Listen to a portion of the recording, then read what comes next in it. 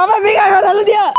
तर का म्हणता मित्रांनो, नमस्कार सर्वांना. तर मित्रांनो, आपण घेतलाय 30 days 30 ब्लॉग चॅलेंज आणि आज आहे आपल्या ब्लॉगचा 13वा दिवस. तर भाई आपल्याला जायचं होतं कॉलेजला. मग काय आलो आपण भावेश भाऊच्या घरी, भावेश भाऊला घेतलं आणि आलो कॉलेजमध्ये. मग इथे येऊन आपल्याला आपल्या गँग मधले 2 कार्यकर्ते भेटले आणि त्यांना घेऊन आपण आलो हॉस्टेलमध्ये. पण आज डॉगीज पाहिले काय झालं का माहित भाई, का माहित आपल्या मागेच लागले.